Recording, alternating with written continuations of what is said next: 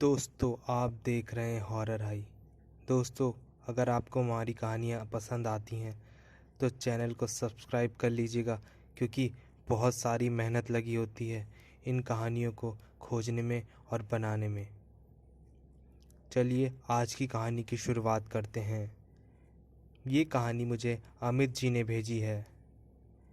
मैं ऊटी का रहने वाला हूँ। ये सच्ची कहानी साल 2002 की है, जब अमित जी 10 साल के थे।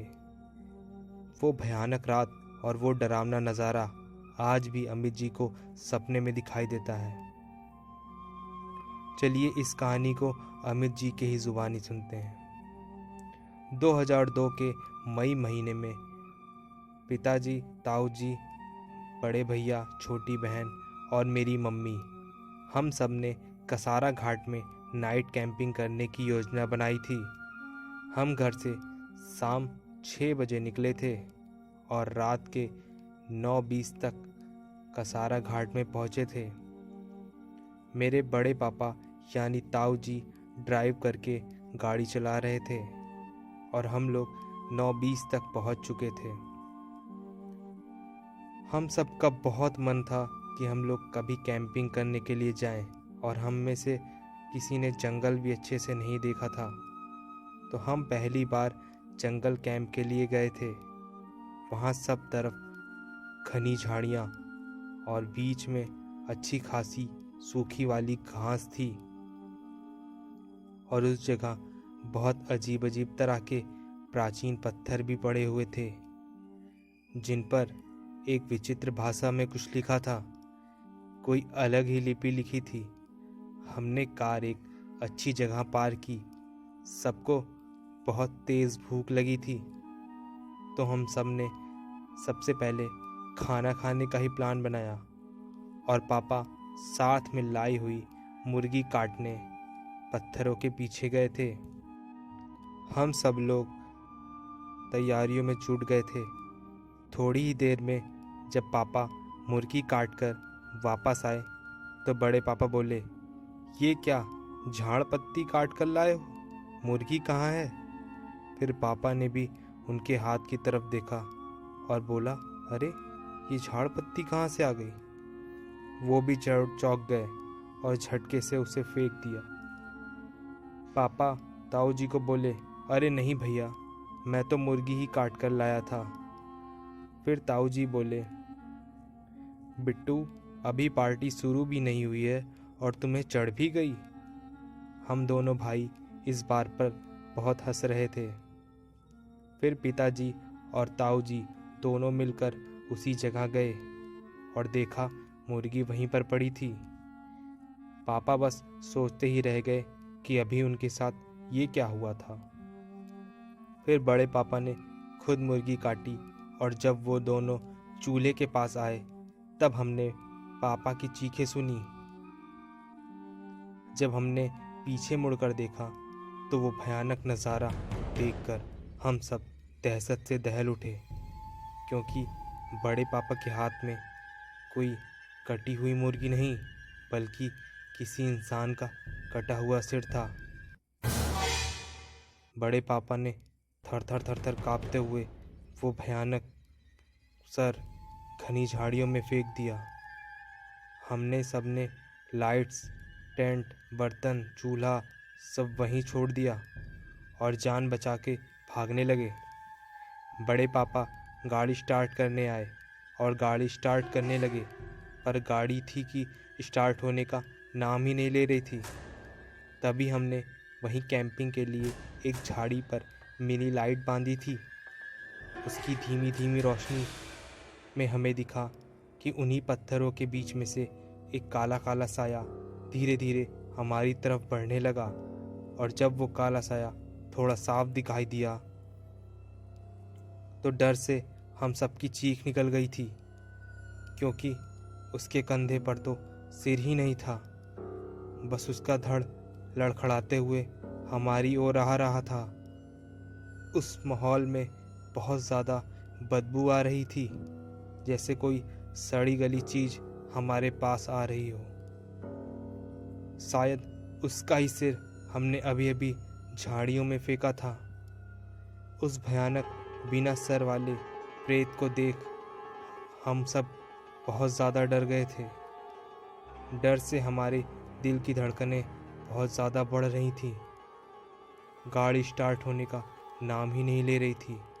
हम सब ने भागना शुरू कर दिया। सब लोग जंगल में भागने लगे। सबसे आगे मेरी मम्मी, मेरी छोटी बहन, फिर मैं, फिर भैया और सबसे पीछे बड़े पापा थे। सब लोग भागते भागते एक रास्ते पर पहुंचे जहां पर एक नदी गई हुई थी। नदी का पानी बिल्कुल काला था। उसमें उतना पानी नहीं था, लेकिन कमर तक पानी था। सब लोगों ने नदी पार करने का सोचा।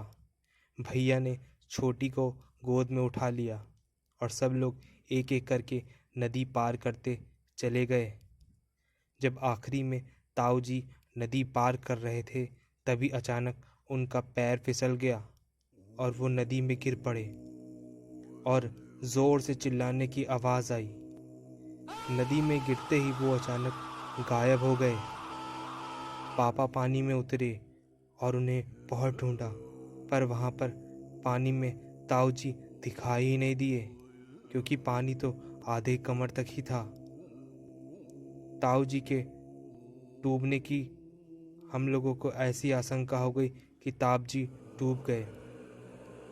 लेकिन डूब कर ताऊ जी कहाँ चले गए, किसी को कुछ भी पता नहीं चल रहा था। थोड़ी देर बाद वहाँ पर किसी के हंसने की आवाज़ें आ रही थीं। ज़ोर ज़ोर से पापा ने बहुत हिम्मत दिखाई और वहाँ पर 15-20 मिनट ताऊ जी का इंतज़ार किया, लेकिन ताऊ जी का कुछ भी अता पता नहीं चल रहा था। और लाइट टॉर्च से जलने पर पता चला कि वहाँ पर खून ही खून पड़ा है, लेकिन ताऊ जी की लाश भी नहीं दिख रही थी और कुछ पता नहीं चल रहा था कि उनके साथ क्या हुआ। ज़ोर ज़ोर से हंसने की आवाज़ें आने लगी। पानी का बहाव अचानक से तेज़ होने लगा। तभी पापा ने नदी में से निकलकर हम लोगों के साथ दूसरी तरफ जंगल में आगे की ओर गए। सब लोग जंगल में इधर उधर भटक रहे थे। किसी को कुछ समझ में नहीं आ रहा था। पता नहीं क्या हुआ कि टॉर्च की लाइट भी अचानक से बंद हो गई। सब लोग भागते भागते भटक गए। छोटी बहन इतने ज़्यादा सदमे में आ गई थी कि वो किस रास्ते पे चली गई उसको पता ही नहीं चल रहा था। हम लोग उसको ढूंढ रहे थे। छोटी कहाँ चली गई, कहाँ चली गई? छोटी कहीं मिल ही नहीं रही थी, वो कहीं गायब हो गई थी। फिर पापा ने सबको शांत कराया, आग जलाई और वहीं पर रुके। पापा ने सबसे कहा, तुम लोग आग के किनारे बैठे रहना, भूत प्रेत या ऐसी शक्तियाँ आग के आसपास नहीं आती हैं। पापा छोटी को घूमने गए थे। पापा के जाने के 15-20 मिनट बाद किसी की ज़ोर ज़ोर से रोने की आवाज़ें आने लगी और कोई ज़ोर ज़ोर से चिल्लाने लगा, बचाओ मुझे, बचाओ मुझे, मुझे बचाओ। और ये आवाज़ पापा की थी। बड़े भैया पापा को ढूंढने के लिए जैसे ही आगे बढ़े, मम्मी ने उन्हें रोक दिया कि नहीं, मैं और किसी को खोना नहीं चाहती हूँ। मैं अपने दोनों बेटों को नहीं खोना चाहती। यहीं पर रहो सब लोग, जब तक पापा नहीं आ जाते और जब तक सुबह नहीं हो जाती। 1 घंटे बाद पापा छोटी को लेकर आ गए। छोटी के पैर में किसी लकड़ी से बहुत ज़ोर से चोट लग गई थी, जिसके कारण वो बेहोश होकर गिर गई थी। उसके पैरों से खून बह रहा था। मम्मी ने उसके पैरों में अपनी साड़ी बांधकर उसके पैर में पट्टी बांधी। हम सब वहीं आकर किनारे पर बैठे हुए थे। ये घटना हम लोगों के साथ क्यों हो रही थी, किसी को कुछ नहीं पता। हम लोग आकर आग के पास बैठे हुए थे और हनुमान चालीसा का पाठ करने लगे। अजीब अजीब से हंसने और रोने की आवाज़ें अब दूर दूर से आ रही थी। वो आवाज़ें कभी कभी पास में लगती और कभी कभी दूर से लगती, कभी हंसने लगती तो कभी रोने लगती। कुछ समझ में नहीं आ रहा था।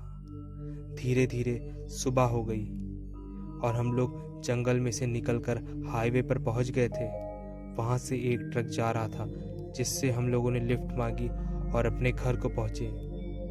दोस्तों, उस दिन के बाद से मेरी छोटी बहन को इतना ज़्यादा सदमा लग गया है कि जिससे उसकी दिमागी हालत आज तक ठीक नहीं हो पाई है। और मैं भी जब ये सारा वाक़या याद करता हूँ तो ये मैं सोच के थर थर काँपने लगता हूँ। ये वाक़या मैं कभी भूल ही नहीं पा रहा हूँ। तो दोस्तों, आज की कहानी यहीं पर ख़त्म होती है। मैं आप लोगों से एक नोट में एक बात कहना चाहता हूँ कि दोस्तों, कभी भी किसी जीव की हत्या नहीं करनी चाहिए। अमित के पापा और उनके बड़े पापा जिस मुर्गी को लेकर गए थे, जिसकी जान लेने गए थे, उसकी कीमत उनके परिवार के ही किसी सदस्य को गवा कर अपनी जान चुकानी पड़ी। किसी बेजुबान की जान नहीं लेनी चाहिए। और इन सब चीज़ों से बुरी आत्माएं हमारी ओर अट्रैक्ट होती हैं। नॉनवेज तो बिल्कुल भी हमें कभी बाहर नहीं खाना चाहिए, और ऐसी जगह जहाँ जंगल सुनसान या वीराना हो, ऐसी जगह पर तो बिल्कुल भी नहीं खाना चाहिए। तो दोस्तों, अगर आपको ये कहानी पसंद आई हो तो चैनल को ज़रूर सब्सक्राइब कर दीजिएगा। दोस्तों, आज से वीडियो शाम को आएगी, तो मिलते हैं कल से एक नई कहानी के साथ। तब तक आप सभी का दिन शुभ हो।